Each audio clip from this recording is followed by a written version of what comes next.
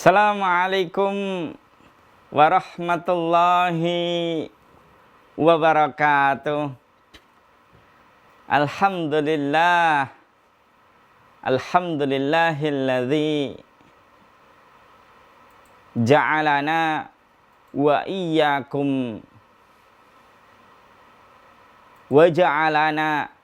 iyyakum fi syahri Mei atau Mayu. Wa huwa alladzi khalaqana al-haya'a wa a'tana wa ahdana al-mauta wa at'amana wa saqana wa ja'alana minal muslimin. Wa huwa alladzi arsala rasulahu bil huda wa dinil haq liyudhhirahu 'alad dini kullihi wa kafa billahi syahida. Pemirsa kajian syarah hadis sahih yang dirahmati dan diberkahi oleh Allah Subhanahu wa taala. Di bulan Mei yang penuh rahmat, nikmat dan berkah ini, karena Allah masih memberikan kita semua kehidupan. Melalui kita dapat menghirup oksigen, kita dapat bernafas, kita dapat beraktivitas, dan kita dapat menjalankan kehidupan sehari-hari tanpa sama sekali ada hambatan ya, maupun ada rintangan yang tentu kita pasti mampu menjalaninya. Kita pasti mampu menempuhnya. Tentunya atas seizin Allah Subhanahu wa ta'ala. Pemirsa TV Muhammadiyah yang dirahmati dan diberkahi oleh Allah. Pada saat pekan yang lalu Ustadz sudah menyampaikan tentang fitnah akhir zaman. Yang mana seharusnya kali ini Ustadz ingin membahas fitnah akhir zaman part kedua jamaah sekali. Tapi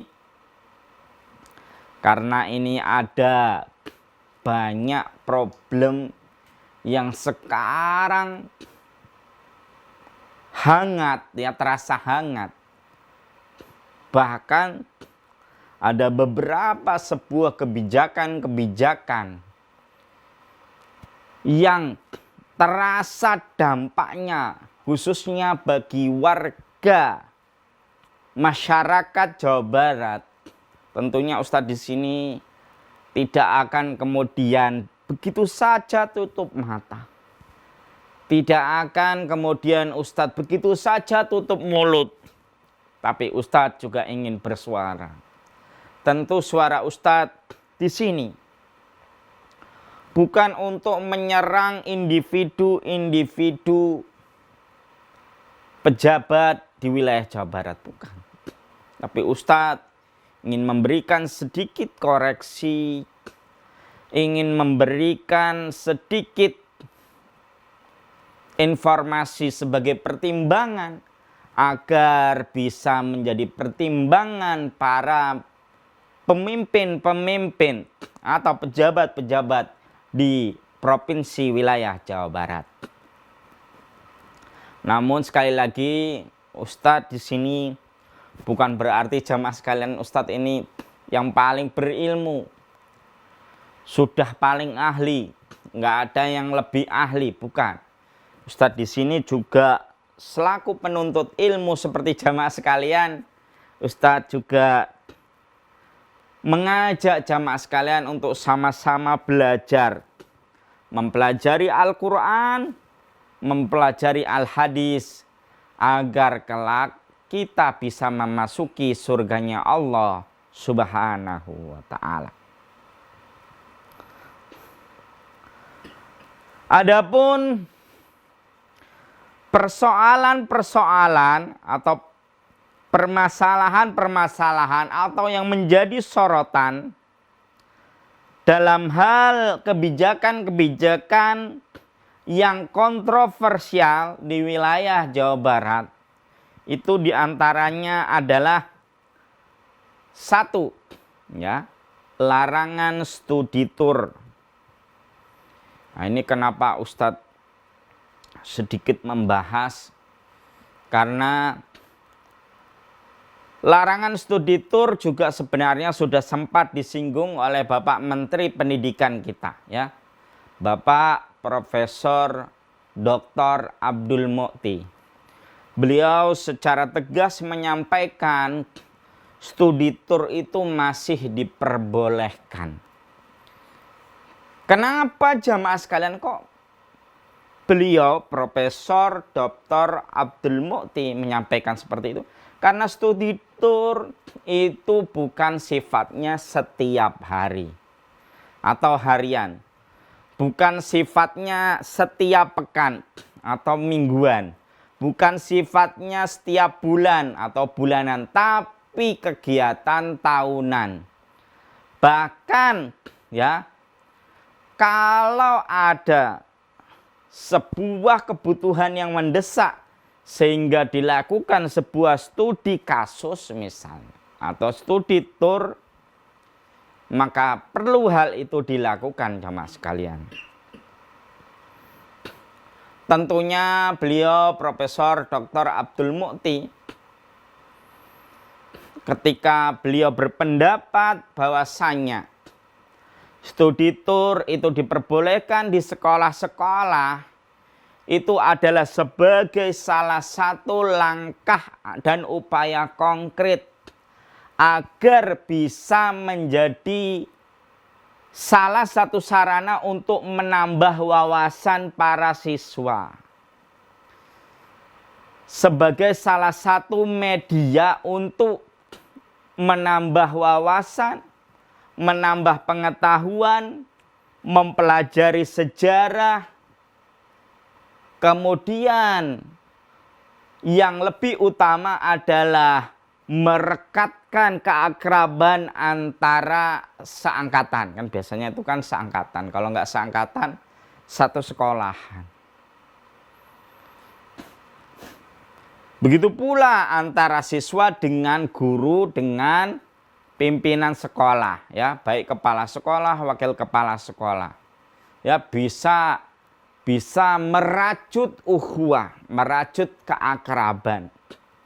Yang tadinya mungkin guru ini terkenal nggak mau kumpul sama siswa, terlalu menjaga jarak. Ketika dilakukan studi tour dan guru ini ikut, maka guru ini bisa menjadi pembimbing bagi siswa-siswanya atau murid-muridnya. Dan Ustadz sendiri merasa bahwasanya studi tour itu banyak sekali manfaatnya jamaah yang dirahmati dan diberkahi oleh Allah. Begitu pula kalau kita mau menengok studi tour, yang mana berarti itu adalah mempelajari alam, mempelajari budaya, mempelajari sejarah. Ini kalau di dalam Al-Quran ini disebut dengan tadabbur alam atau tafakkur ilmiah, ya, mentadabburi alam semesta atau memfikirkan, ya, segala yang telah diciptakan Allah Subhanahu wa ta'ala agar menjadi pelajaran bagi kita semuanya jamaah sekalian. Jadi seperti itu. Sebelum kita berlanjut kepada sesi selanjutnya, mari kita simak tayangan yang berikut ini. Ma'asyiral kaumul muslimin, pemirsa TV Muhammadiyah yang dirahmati dan diberkahi oleh Allah Subhanahu wa ta'ala. Kalau kita mau menengok Quran surat Ali Imran surat ketiga ayat 190 sampai 191 yang mana Allah Subhanahu wa taala berfirman yang artinya, dan sungguh dalam penciptaan langit dan bumi dan silih bergantinya malam dan siang terdapat tanda-tanda kebesaran Allah bagi orang-orang yang berakal, yaitu orang-orang yang mengingat Allah sambil berdiri atau sambil duduk atau dalam keadaan berbaring, dan mereka memikirkan tentang penciptaan langit dan bumi seraya berkata, ya Tuhan kami, tiadalah Engkau menciptakan ini dengan sia-sia, Maha suci Engkau, maka peliharalah kami dari siksa api neraka. Jadi jemaah sekalian, Allah Subhanahu wa taala menciptakan langit yang ada di atas kita, menciptakan bumi yang kita pijak, menciptakan matahari yang bersinar ketika pagi hari sampai sore, menciptakan bulan yang bercahaya di malam hari, menciptakan gunung-gunung. Semuanya adalah agar kita mau berpikir, agar kita mau mentafakurinya, agar kita mau mentadabburinya, agar kita mau mengambil pelajaran darinya, jamaah sekalian. Jadi nggak ada salahnya kalau misalnya kita setahun sekali mengadakan studi tour misalnya ke Yogyakarta. Karena Yogyakarta itu adalah tempat bersejarah, ya. Dulu pernah menjadi salah satu ibu kota Republik Indonesia, ya, itu. Jadi dulu ketika negeri kita dijajah oleh Belanda, maka sempat Yogyakarta itu menjadi ibu kota sementara untuk negara Republik Indonesia. Makanya kita tentu mesti mengetahuinya, ya. Bisa misalnya studi turnya itu ke Benteng Friedeburg, misalnya ke Monjali, Monumen Jogja Kembali, atau ke Taman Safari, atau ke tempat-tempat bersejarah lainnya, ya. Atau misalnya ke kampus UGM, Universitas Gadjah Mada, atau ke kampus Universitas Indonesia, yang mana nantinya anak-anak SMA ini nanti misalnya mereka yang nanti akan menempuh pendidikan tinggi di perguruan tinggi, misalnya di Yogyakarta. Jadi Ustadz di sini selaku pribadi, selaku dai, selaku penceramah, sangat mendukung penuh apa yang telah disampaikan, pendapat yang telah disampaikan oleh Bapak Menteri Pendidikan Dasar dan Menengah kita, Bapak Profesor Abdul Mukti, agar studi tour itu tetap diperbolehkan. Lah Ustadz, bagaimana Ustadz kalau bagi orang yang nggak mampu? Ya sudah, kalau memang nggak mampu ya nggak ikut juga nggak apa-apa. Ya tapi sebenarnya jemaah sekalian, ya, mohon maaf ini Ustadz agak menyindir salah satu ritual kebiasaan kita yang sebenarnya kita nggak mampu, tapi kita ya memaksakan diri untuk melakukannya. Misalnya tradisi yasinan, tahlilan, ya. Banyak di antara kita yang perekonomiannya di bawah, tapi karena ini sudah menjadi tradisi, maka tetap dilakukan, ya. Ya, sama halnya studi tour yang kegiatan tahunan. Kalau kita meskipun orang nggak mampu, kalau kita mau nabung jemaah sekalian, sebulannya misalnya 100.000 atau misalnya 10.000 lah, 10.000 atau 20.000 atau 30.000. Nanti setahun misalnya ketemunya 700.000 atau 1 juta. Atau nabung dari kelas 1 karena studi tournya nanti kelas 3 misalnya, kan nanti sudah cukup uang. Bisa buat studi tour jamaah yang dirahmati dan diberkahi oleh Allah. Bahkan jamaah yang dirahmati dan diberkahi oleh Allah, di sebuah pesantren di Jawa Barat juga ada sebuah tradisi yang sangat menarik, di mana santri kelas akhir yang dirahmati dan diberkahi oleh Allah itu mereka bisa melakukan umroh berjamaah ke Arab Saudi. Nah, ini jamaah sekalian, Ustadz nggak perlu menyebutkan pesantrennya apa. Ini luar biasa. Ya, jangan sampai nanti umroh ini juga nanti dilarang ya jamaah sekalian ya. Ya, kita sebagai pejabat di lingkungan Jawa Barat, wilayah Jawa Barat tentunya harus mendukung kebijakan-kebijakan yang memang tujuannya untuk manfaat jangka panjang. Karena selama ini banyak di antara generasi-generasi milenial, generasi Z yang tidak mengenal, yang tidak mengetahui tentang sejarah kita masa lalu. Yang tabu akan sejarah kita masa lalu.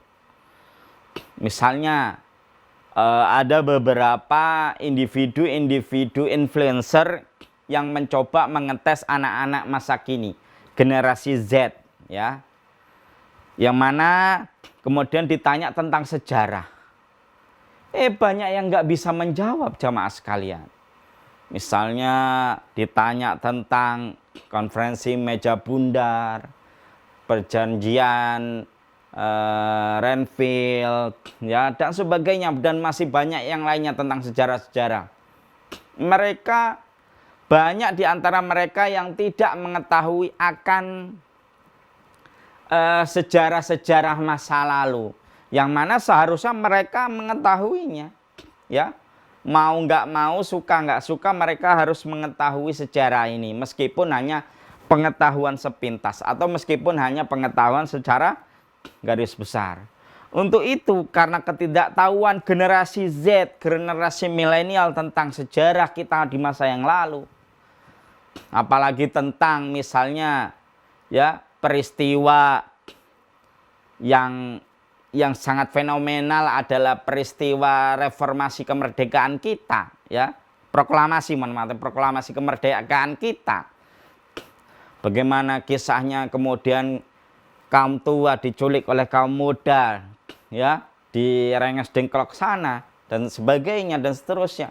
Itu kalau tidak salah satunya melalui studi tour, maka anak-anak muda, generasi Z, generasi milenial, ya, dan generasi alpha akan kemudian di kemudian waktu mereka akan ya menganggap sejarah itu hanya seperti sebuah buku. Hanya menganggap sejarah itu tidak penting, ya, tidak penting dan tidak perlu dipelajari. Karena studi tour pun kemudian sudah dilarang. Untuk itu Ustadz di sini sangat menghimbau kepada pemerintah yang ada di Jawa Barat untuk mendukung studi tour, ya.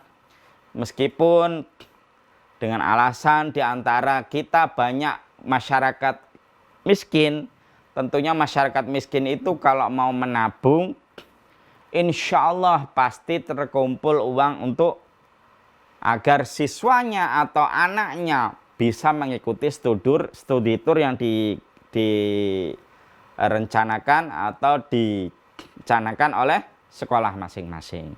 Masyarul kaum muslimin yang dirahmati dan diberkahi oleh Allah.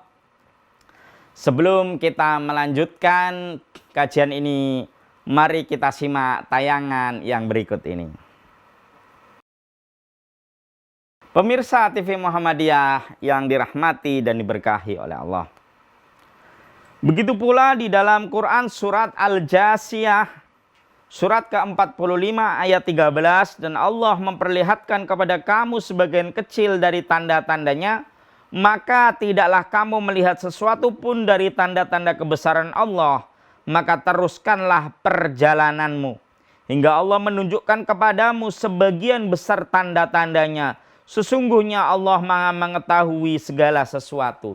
Nah, di sini tadi ada kata-kata maka teruskanlah perjalananmu. Nah, inilah kalau kita mau mengambil secuplik kalimat maka teruskanlah perjalananmu, ini sama halnya dengan studi tour. Jadi seakan-akan Allah itu ngomong ke kita, hei manusia, hei ciptaanku, kalau kamu ingin mengetahui kebesaranku, tanda-tanda kebesaranku, maka jalanlah, berjalanlah, studilah, lihat alamku, pelajarilah alamku, seperti itu. Ya, maka teruskanlah perjalananmu ya. Lihat, amati, ya, kemudian pahami, kemudian tadabburi, ya, semua tanda-tanda kebesaran Allah Subhanahu wa taala. Begitu pula di dalam hadis riwayat Abu Dawud, hadis sahih, bahwasanya dahulu Rasulullah Shallallahu Alaihi Wasallam sering kali keluar dari rumahnya, duduk di bawah pohon dan berdialog dengan para sahabat. Maka jika ada yang datang kepada beliau untuk mengadu, beliau akan mendengarkannya dengan sabar dan bijaksana.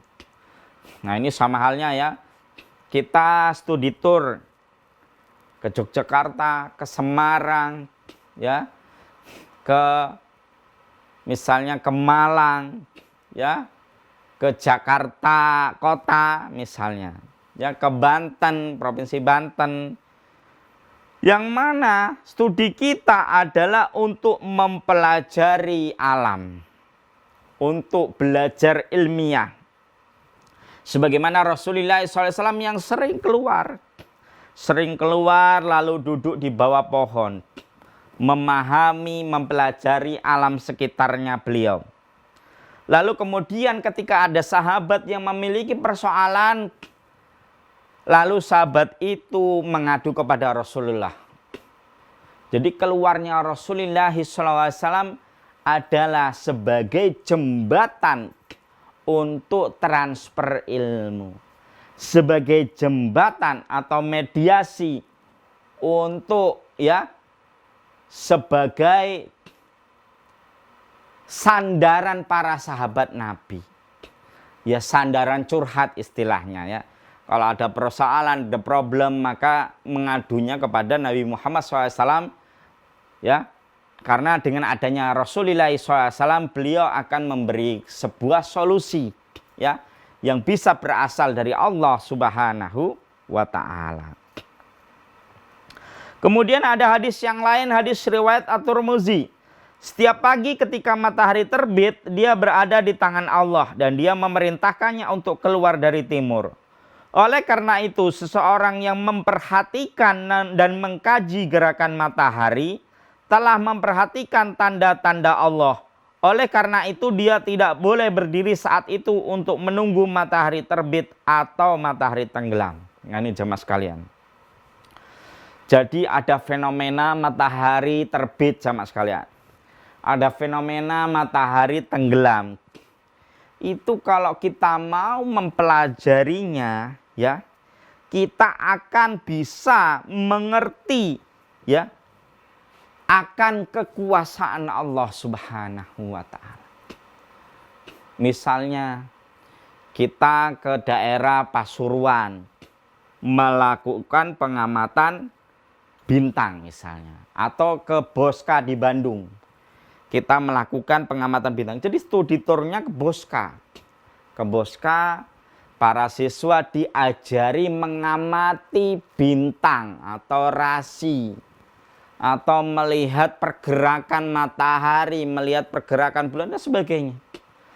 Ya, mempelajari antariksa, ya. Itu semuanya adalah ilmu-ilmu yang bermanfaat. Tentunya tidak akan ditemukan, ya. Tidak akan ditemukan di sekolah yang hanya sifatnya, ya, transfer ilmu, pengetahuan. Istilahnya kita belajar di sekolah hanya dapat teori jamaah yang dirahmati dan diberkahi oleh Allah. Kita akan mendapatkan sebuah kenyataan realita itu adalah di di lapangan. Ketika kita studi tour ke Yogyakarta, ketika kita studi tour ke Boska, oh saya dapat ilmu astronomi bahwa saya menyampaikan ini. Geografi tentang ini. Ketika saya ke lapangan, saya bisa menengoknya secara langsung. Oh ternyata matahari, oh ternyata bulan, oh ternyata ini bumi, ternyata ini galaksi dan sebagainya. Itu bisa dipelajari melalui museum-museum sejarah maupun melalui ya alat-alat canggih yang ada di Boska. Masyiral kaumul muslimin yang dirahmati dan diberkahi oleh Allah. Kemudian yang kedua, adapun yang menjadi sebuah sorotan, yakni mengenai pengiriman anak nakal ke barak militer. Ya, ini sangat kontroversial ya, apalagi Komnas HAM, Komisi Nasional Hak Asasi Manusia telah menyampaikan pendapatnya bahwasannya ya mengirim anak nakal ke barak militer itu adalah sebuah pelanggaran HAM. Ya saya Ustadz selaku dai di sini, Ustadz ini setuju sekali dengan apa yang disampaikan oleh Komisi Nasional Hak Asasi Manusia. Kenapa jamaah yang dirahmati dan diberkahi oleh Allah? Karena sesungguhnya barak militer bukanlah tempat pendidikan formal ya. Yang mana pendidikan formal hanya bisa ditempuh lewat misalnya sekolah tingkat PAUD atau TK, SD, SMP, SMA, kemudian perguruan tinggi dan sederajat. Ya, itu tidak akan didapatkan di dalam barak militer. Itu hanya bisa ditempuh lewat bangku sekolah, bangku kuliah, jamaah yang dirahmati dan berkahi oleh Allah. Apalagi ya kalau kita mau melihat hadis-hadis Nabi Muhammad SAW, maka sesungguhnya pendidikan yang disampaikan oleh baginda Rasulullah SAW itu adalah yang utama adalah di keluarga. Ayah, ibu, kata Nabi Muhammad SAW adalah pendidik yang sesungguhnya. Jadi mohon maaf Ustadz kurang setuju kalau ada anak yang nakal itu harus disekolahkan di barak militer. Ustadz secara pribadi tidak menyetujui hal itu. Kenapa jamaah sekalian? Karena di zaman era masa kini ya tentunya kita mengetahui ya tidak semuanya itu akan berjalan mulus sesuai dengan yang kita inginkan. Tidak semua anak itu pasti sama dengan sesuai harapan kita. Terkadang orang tua sudah berusaha mendidik dengan semaksimal mungkin, tapi anak masih ingin menemukan jati dirinya lewat lingkungannya, lewat teman-temannya, lewat lingkungan sekitar, dan lewat pergaulan yang dia lalui. Untuk itu jamaah yang dirahmati oleh Allah Subhanahu wa taala, sebelum kita melanjutkan kajian tentang pendidikan anak yang sesungguhnya, yang sejatinya sesuai dengan Al-Quran dan hadis, mari kita tengok tayangan yang berikut ini. Pemirsa TV Muhammadiyah yang berbahagia, ada sebuah ungkapan yang baik dari seorang sahabat Abdullah bin Umar dalam kitab Tuhfah Al-Maudud halaman 123. Adib ibnaka fa innaka mas'ulun anhu madza adibtahu wa madza alam tahu wa huwa mas'ulun an barika wa tawaitahu lak. Yang artinya, Didiklah anakmu karena sesungguhnya engkau akan dimintai pertanggungjawaban mengenai pendidikan dan pengajaran yang telah engkau berikan kepadanya. Dan dia juga akan ditanya mengenai kebaikan dirimu kepadanya serta ketaatan kepada dirimu. Nah, jadi kalau dari ungkapan dari sahabat Abdullah bin Umar ini, maka pendidikan yang sejati, pendidikan yang benar-benar bisa mengurangi kenakalan remaja itu adalah pendidikan keluarga, jamaah yang dirahmati dan diberkahi Allah. Bukan pendidikan militer.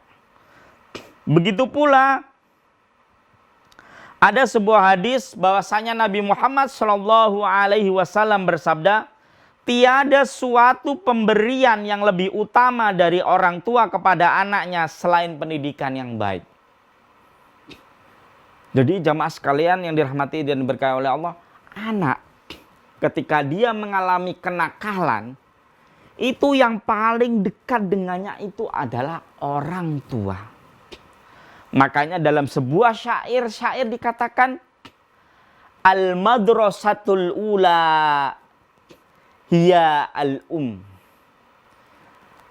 Madrasah yang pertama bagi seorang anak itu adalah ibunya yang dirahmati dan diberkahi.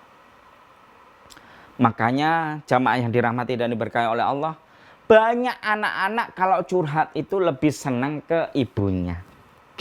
Tapi memang ada beberapa anak yang curhat ke bapaknya. Kenapa? Karena kalau curhat kepada ayah dan ibunya, sedangkan ayah dan ibunya adalah panutan mereka, maka itu akan bisa mendidik karakter mereka, akan bisa meluruskan kenakalan-kenakalan mereka. Bukan melalui barak militer. Kemudian bahkan Al-Imam Al-Ghazali, seorang ahli tasawuf, seorang sufisme, seorang ulama bermazhab Syafi'i berkata, perlu diketahui bahwa metode untuk melatih atau mendidik anak-anak termasuk urusan yang paling penting dan harus mendapat prioritas yang lebih dari urusan yang lainnya. Anak merupakan amanat di tangan kedua orang tuanya dan kolbunya yang masih bersih merupakan permata yang sangat berharga dan murni yang belum dibentuk dan diukir. Dia menerima apapun yang diukir padanya. Nah, ini jemaah yang dirahmati dan diberkahi Allah. Ketika yang mengukir anak diukir oleh ayahnya, maka si anak akan mengikuti ukiran ayahnya. Si anak yang diukir oleh ibunya, maka sang anak akan mengikuti ukiran ibunya. Makanya di dalam hadis digambarkan ya, bahwasanya kullu mauludin yuladu ala fitrah fa abawahu yuhawidanahu wa yumajjisanahu wa yunassiranahu. Sesungguhnya setiap anak itu terlahir dalam keadaan fitrah. Nah, ini jemaah sekalian. Setiap anak itu terlahir dalam keadaan fitrah. Maka bapaknya lah yang akan menjadikannya dia Yahudi. Maka ibunya atau bapaknya lah yang akan menjadikannya dia Majusi maupun Nasrani. Begitu pula ketika anak itu mengalami kenakalan remaja.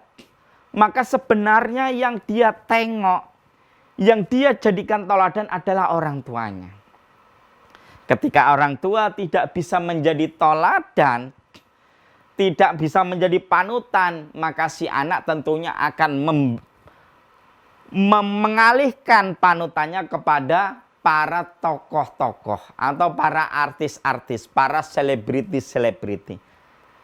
Atau teman-temannya yang mengalami masa puber, sehingga terjadilah masa kenakalan remaja.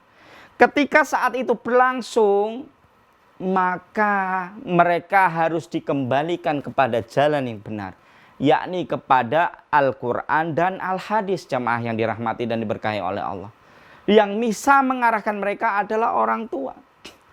Orang tua kembali harus mendekati anak, harus lebih dekat kepada anak, kemudian ajak anak untuk mempelajari Al-Quran, ajak anak untuk mempelajari al-hadis.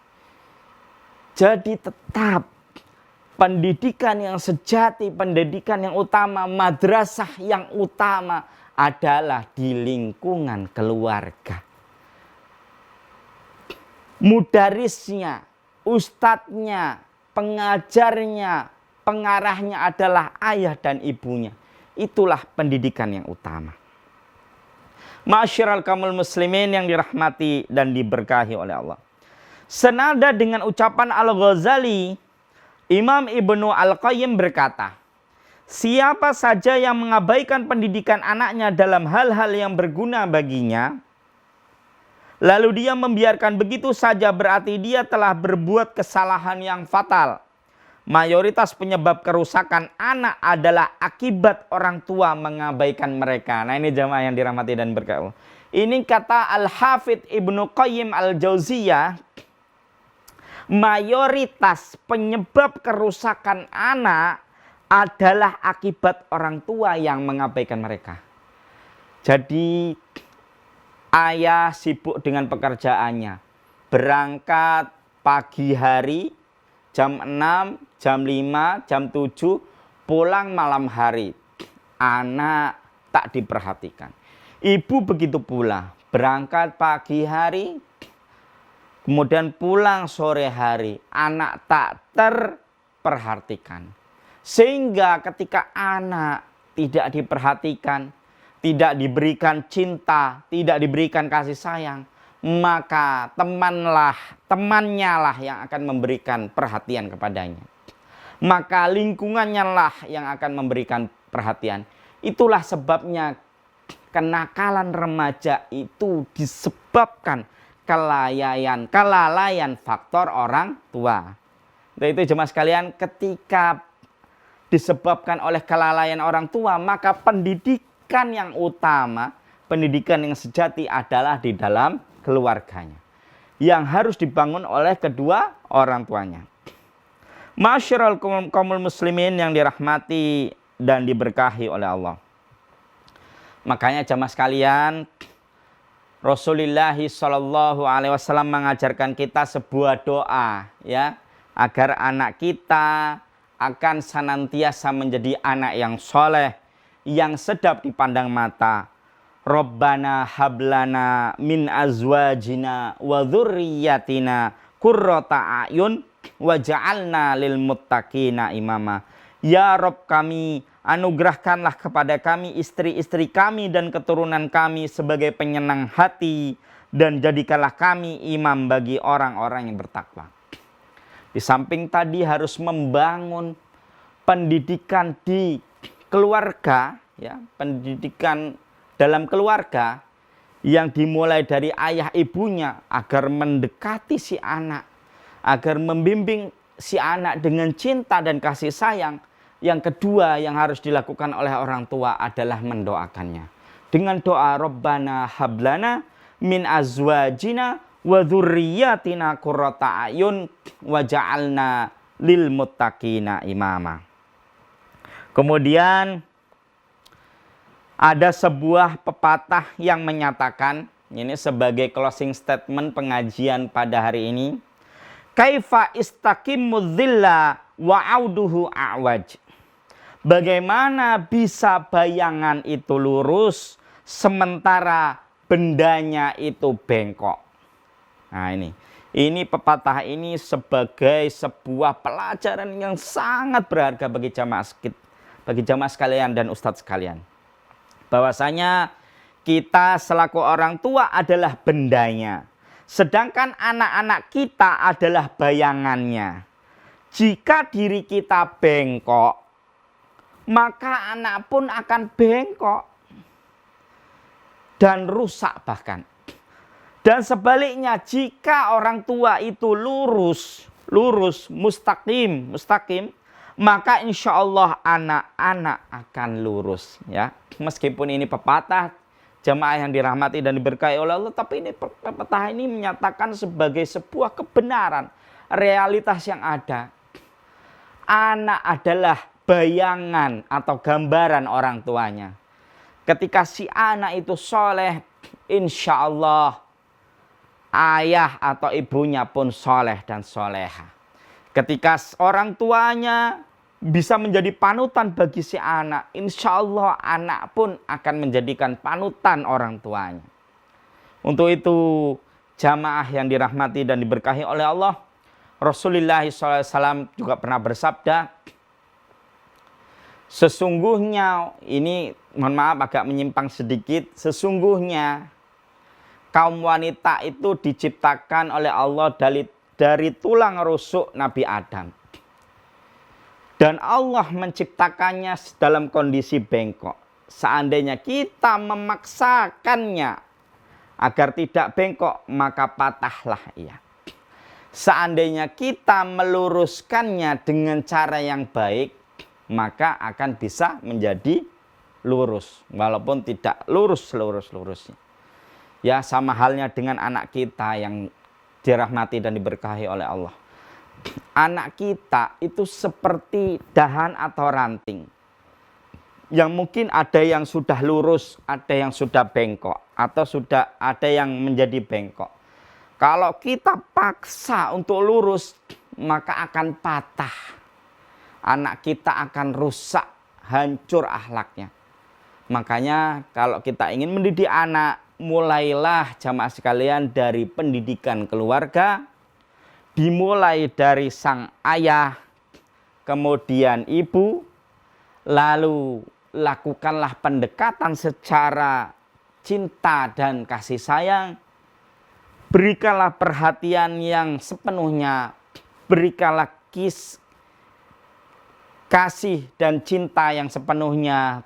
Insya Allah kenakalan anak akan bisa ditanggulangi. Wallahu a'lamu bishawab. Nasrun minallahi wa fathun qarib. Wa basyiril mu'minin. Assalamualaikum warahmatullahi wabarakatuh.